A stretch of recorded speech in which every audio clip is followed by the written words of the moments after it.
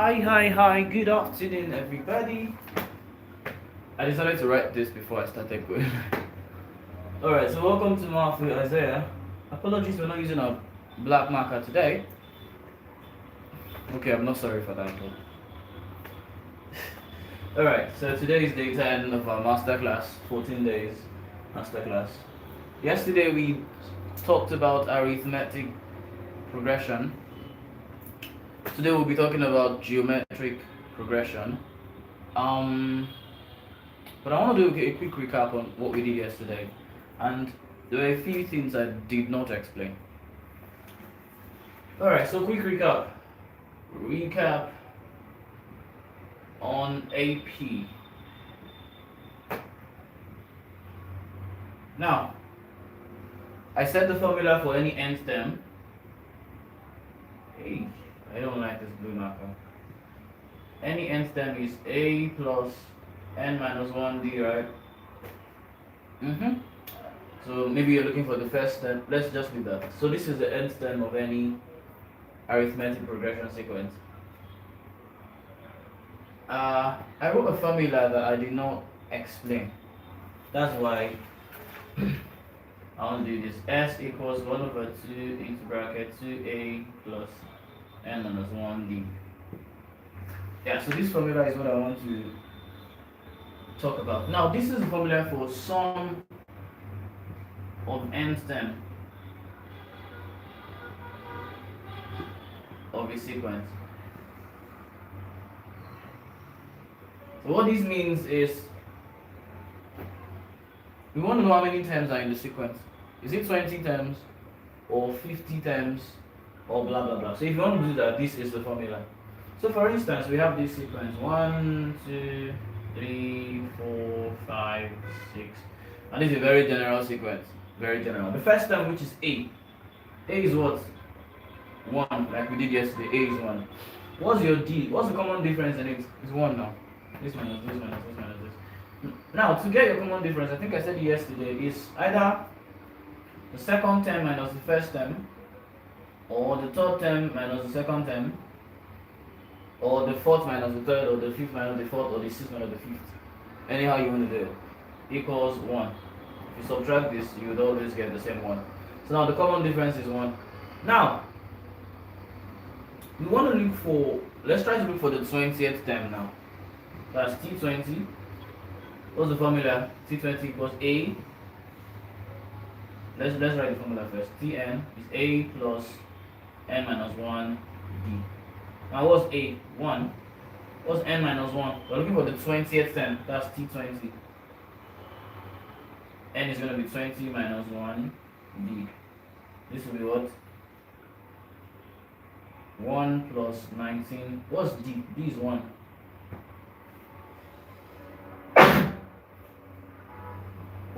So 19 times 1 is 19. So 1 plus 19 is what? So the 20th term is going to be 20. It's as simple as that. Now if you now want to solve for the sum of nth term, meaning you want to calculate the first 20 terms. For instance, let's use the same sequence now. S20. We want to look for the sum of 20 terms. First term, second term, third. You want to add everything together. The sum, that's what it means. Now equals what? 1 over 2. Sorry, I forgot to put n here. Yeah. Now this is the formula. Either you have n over 2 or you have 1 over half n. The same thing. So you'll be having, let's do 20 over 2. That's n. N is 20. 20 over 2 into bracket 2. What's your A? What's your N? What's your D? Then you solve. This will be 10 into bracket. Let's be fast. There's no point writing. Just use your head. D is 1, right? Let's change it to 1. I'm not really a fan of writing. There's no need for all those things. This is 19 times 1, that's 19. 19 plus 2 is what? That's 21. It's as simple as that. 21. I don't really like stressing, writing what you don't need to write. So now multiply this, you have 210. So that means the sum of the first 20 terms is 210. Very quickly, I want to give just one more example. So this is just, I hope you know that all of these things are just formulas. The reason why maths is repeatable, there's a word like that, is because it's based on formula. Just the same way there's law of gravity. If I throw this down, it will always come down because there is a law of gravity. So as long as you're following a law, following a formula, following a pattern, you would always be able to repeat the same result. So maths is not really hard. Just understand the pattern. Understand the formula. Understand the formula. You can reproduce it any day, anytime. So that's the beauty of mathematics. Let me try to come up with another sequence. Let's do 1, 4, 7, 10, 13, and so on and so forth. Now you can already tell me what's the difference between all these guys. Am I right? So this is what 3, 3, 3, 3, and so on and so forth.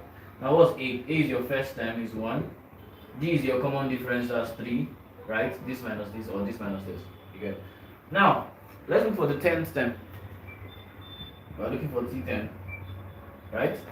Now what's the formula for any nth term? Tn is what? A plus n minus 1 d. So we're looking for T10, so n is 10.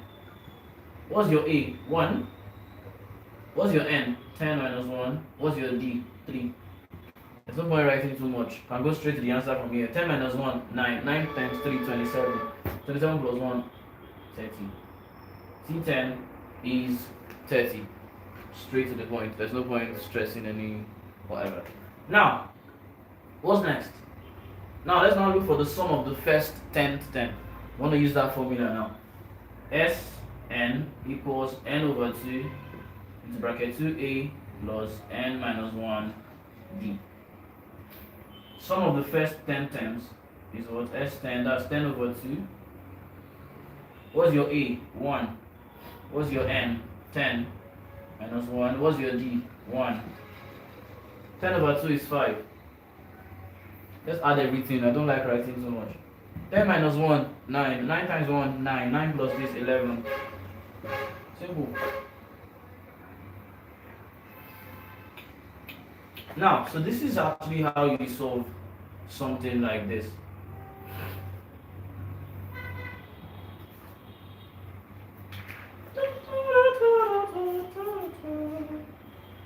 Alright, so what is next? So now let's quickly move to geometric progression.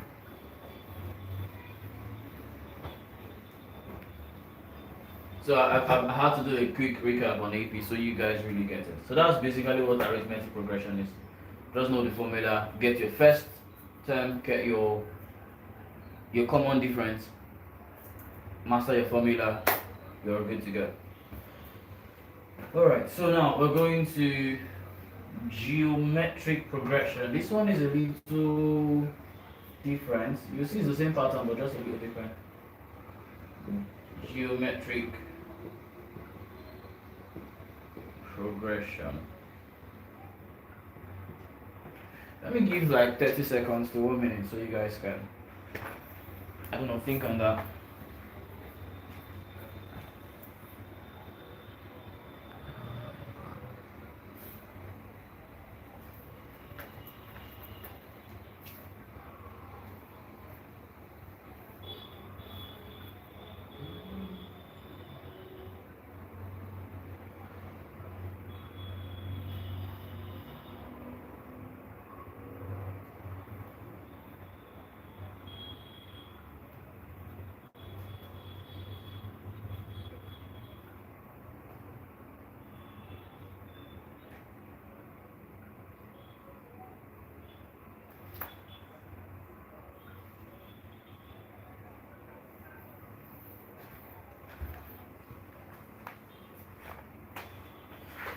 Okay, so very quick one. GP. The short form of this is GP.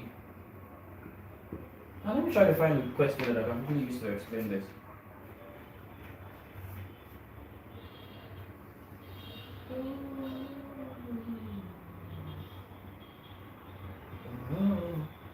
Alright, so now The few differences that we have in AP and GP is with AP we have first term to be A, we have common difference to be D. But for GP we have first term to be A, but we have common ratio to be R. Now let me explain. Look at this example now. We have 2. I like this example. Not clear enough. Let me see if I can find another.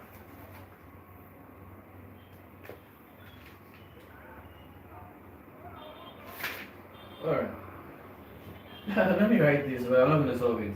1 minus half minus 1 over 4 and so on and so forth. Now this is what the geometric progression can look like. But now this is because it's reducing. You can see it's moving to that from positive to negative. It's reducing. But that's not what we're going to solve. I just wrote that out. 1 and 2, 10, 50, and so on and so forth. Now, if you look at this, the first term is what? A, which is 2. Now, how do you get your common ratio? That's another side of this story. That for common difference, it is second term minus first term, third term minus second term. But for here, it's a little different. So this is your first term, second term, third term. Now, can you spot the difference between this? If you're trying to use common difference, for instance, 2 minus 10, you're going to have 8, right? 10 minus 50, you're going to have 40. There really is no relationship between that. But now look at this. This divided by this is what? 5. This divided by this is what? 5. So that lets you know that the common ratio, which is R, common, is actually T2 over T1 or T3 over T2. This divided by this or this divided by this. So it's not more subtraction, now it's division. So the common ratio is what? This divided by this is 5. So the common ratio is 5. So this is how you attend to, what do I call it now? To geometric progression. So now looking at this question, okay, let me give the first instance. Sum of nth term of a GP, the formula is actually weird. A into bracket r raised to power n minus 1 over r raised to power, r minus 1. Now this is the formula for solving what's the name? Sum of n term. So A into bracket r raised to power n minus 1. The thing about this stuff is just know the formula, like I've been saying from the onset. Now imagine you had this kind of formula now, and then they tell you find the sum of the first 5 terms. That's S5. You're not really going to stress. As long as you have your A and your R, you can substitute. Imagine your A was 2, for instance. You're having 2. What's your R? Your R is 5 raised to the power 5. That's going to be a big number, but whatever. Minus 1 all over, what's your R? R is 5 minus 1. You're having 2 into 5 raised to the power 5 is what now? That's a big number. 25, 125, 65 times 5. That's about 3125, I believe. Yeah, 3125 minus 1 over 4. This cancels out. We're left with 2. Subtract. We're having 3124 over 2. This is 15. 1 to 4. That's 68. Yeah, something like this. So I didn't know all this before. All I know is the formula, and all I have to do is substitute, and I can get my answer. I think I'm gonna leave this on for a while.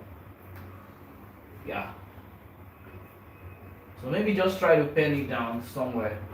That the formula for the sum of nth term, just like we have for the formula of arithmetic progression, to be Sn equals n over 2 into bracket 2a plus n minus 1d. You just have to find a way to know the formula, because once you can understand the formula, you're good to go. Same thing with quadratic equation. That almighty formula, x equals minus b plus or minus the square root of b squared minus 4ac all over 2a. If you can know the formula, you are good. You just substitute the variables and you're good to go. So, very quick one now. Let me look for another question here.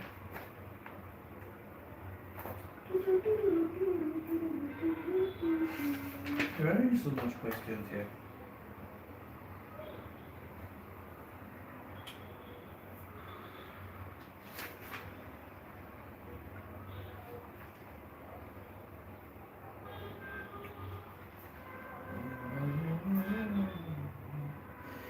Alright, so let me clean this now. So I believe we've taken our time to look at that. So now let's attempt to this question. Let's try to look for the fifth term here.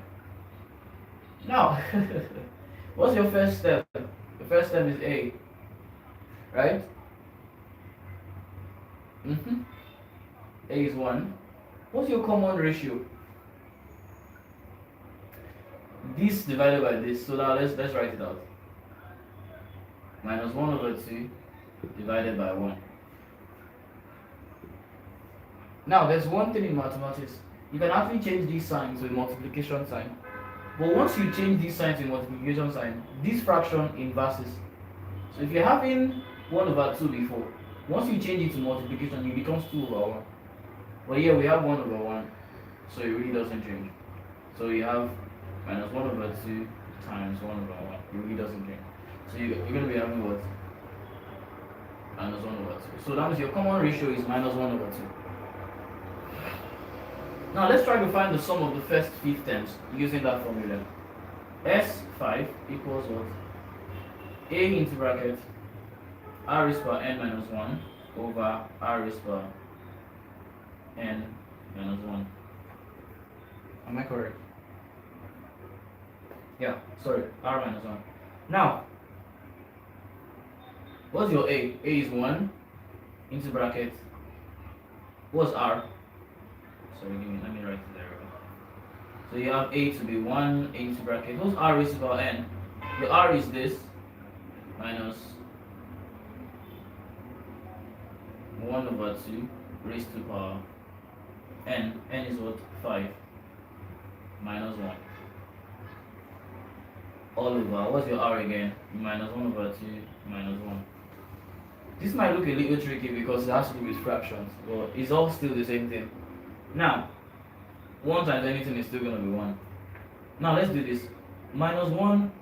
Now remember indices. Let me write it out very well. I can remove this one now already. Minus 1 over 2 raised to power 5 minus 1 over minus half minus 1. This has this power, this has this power. So what you'll be having will be minus 1 times 5 in 5 places. That's minus 1 times minus 1 times minus 1 times minus 1 times minus 1. We have 5 negative signs. Minus times minus is what? Plus. Plus times minus is what? Minus. Minus times minus is what? Plus. Plus times minus is what? Minus. You will still be having minus 1. And then 2 raised to power 5 is 32. So you'll be having minus 1 over 32 actually.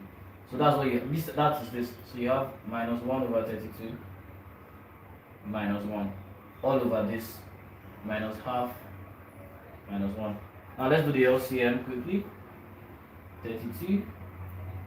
You'll be having this minus 1 minus 32 over LCM of this as well. 2 into is 1, that's minus 1 minus 2. I like where this is going though. So now we're going to be having minus 33 over 32 divided by minus 3 over 2.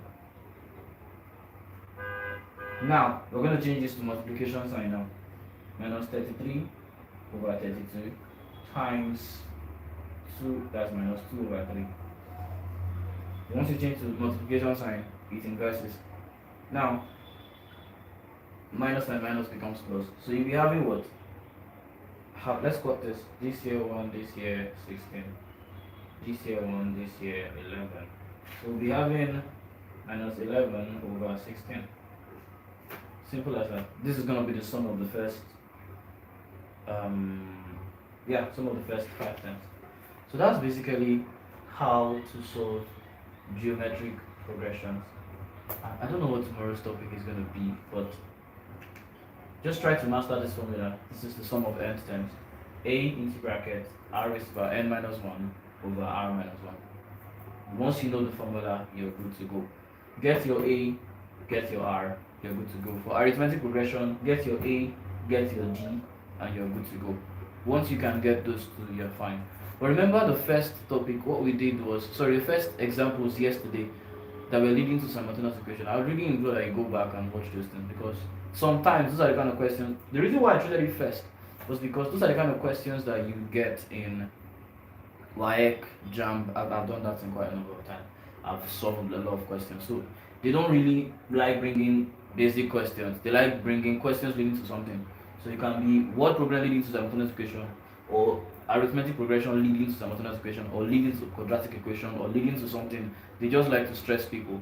So they don't like to give the simplest of questions. So yes, try your best to check out the kind of questions that are on your past questions. I think maybe I would even try to get some tomorrow, so we can attend to them together before we move to the next topic tomorrow. I think I'm really going to do that.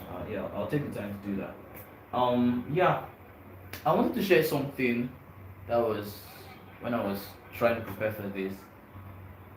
I think what got me interested in mathematics was, I think I was in SS1 at the time. Yeah, I think I was in SS1 at the time. I don't know how it happened, but I came out third in my class, and my mathematics was just like third in the class. I was surprised because then I didn't know mathematics. I was not even very interested in it. But it just so happened that I came out third, and I was like, if I can really do this, why not just give you my time? And I started every single night studying. One of my best topics then was quadratic equation. I think that's why to an extent I can solve quadratic equation without holding a pen. Yeah, because I really took time. I spent time on that, and yeah, became one of the best in my school eventually. So yeah, that's to tell you that all you have to do is put your mind to something. That's all. Honestly, that is all. All you have to do is put your mind to it. But it doesn't stop there. Consistency beats perfection. Everyone will tell you that. If you have the capacity to be consistent and show up every single day, then you no. There's no way you won't come out on top. So yeah, I will see you guys tomorrow. I just wanted to share that to let you know that it's not just about that instantaneous motivation. They just feel like, yeah, I'm gonna do this. No, what happens tomorrow when something bad happens or you have a bad day? Do you still have the capacity to go and continue that stuff that you say you will do every day? So that's my little advice for you. Make sure you are consistent. Consistency rewards, actually. Yeah. So yeah, I'll see you guys tomorrow.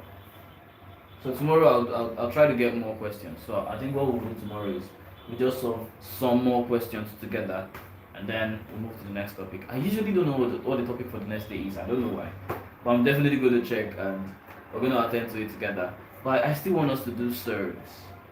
We've not been able to do surds. Where you have something like this: root 2 times root 6. How to solve something like this? Sometimes they come out in external examinations, so I'll try to find a way to chip that in so we can cover it. So yeah, I'll see you tomorrow.